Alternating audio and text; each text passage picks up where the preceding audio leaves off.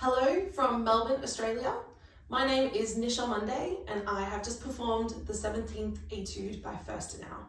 I'd just like to thank you for including me in this really wonderful project. It's been great to hear all of the studies up to here and I look forward to hearing the remaining.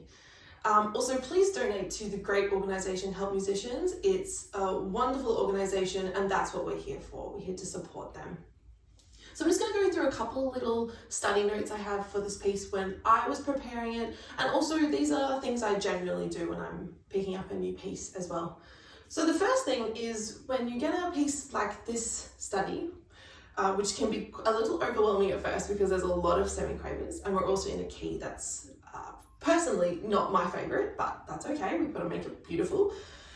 So slow it down, play it as a tone study, explore your sound, explore the lines, explore the articulations, the rhythms. It's also a really great chance to solidify correct notes and correct rhythms. So a great example, I'll play from the beginning. So like it's a tone study, find a really rich, beautiful sound. From the beginning.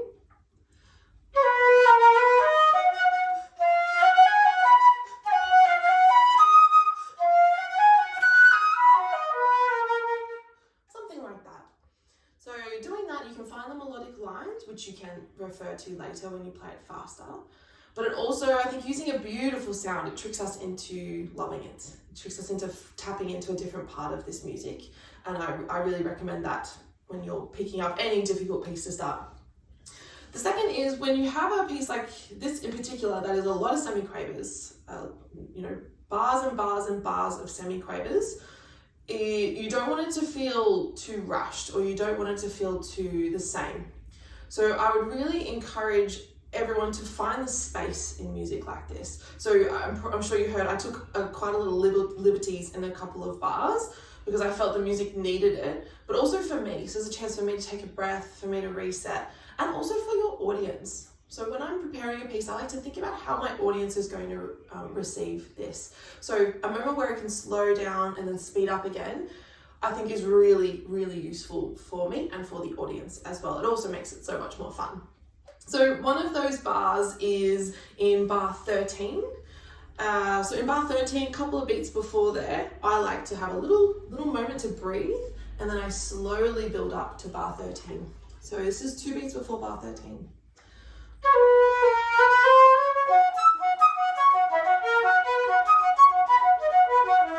So I started off a little slower and then I built up.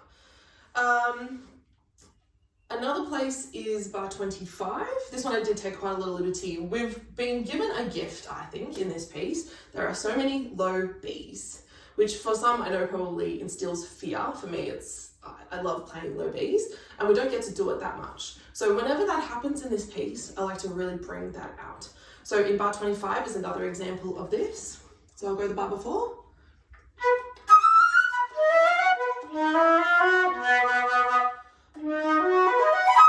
So then you can take a breath after your B and then slowly build up to that next bar. It really makes it really special and also, again, gives me a chance to reset, gives the audience a chance to grab onto something that's not just notes, notes, notes. It's also our tonality, it's B major. I know we fluctuate between F sharp major and B major, 2 amazing keys, but B major, that we're landing on our B, so make that really, really clear. The same thing happens in bar 29, exact same phrase, I like to do the same thing. And then in bar 50, they have written in arret. So thank you for that. It's a beautiful moment too. I like to really overdo it. I also kind of ignored the slur marking in bar 49. That's just a personal preference. I mean, you do whatever you feel comfortable. I just feel like those grace notes led more towards the next bar and I needed to take a breath. So I just separated the two. So I'll go from the trill of 49.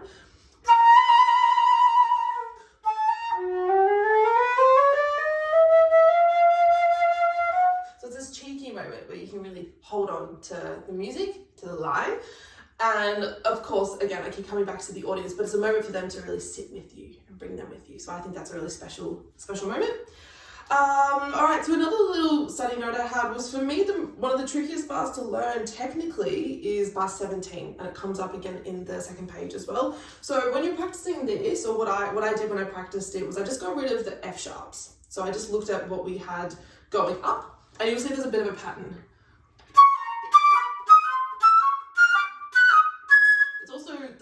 going up. All the other notes are just F sharps. So that's the line going up, so that's the most important part in my mind. So slow that down, feel really comfortable with it. When I perform this is another one of those moments where I try and start a little slower and then build up if possible, but also playing that G sharp really high a little longer is really a special moment too. So look, there's so much flexibility in this music. I think sometimes we put on our etude hat, or we put on our technical study hat, and we just play things really strict. And to be honest, we play music, and I think even in these kind of studies that seem so technical, there is plenty of beautiful music in here. So explore it, really find what fits for you. Good. And then there's an ascending line. So that's another study. It's another study tip. My last one is there's an ascending line in 34 and 37 with 2 voices. Okay, and this is quite important, and it's actually in the bass line of 34. So 34.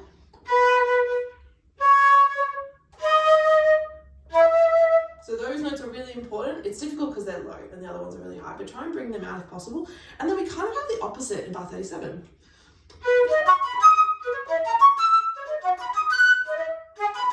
So those are now the ascending line up high.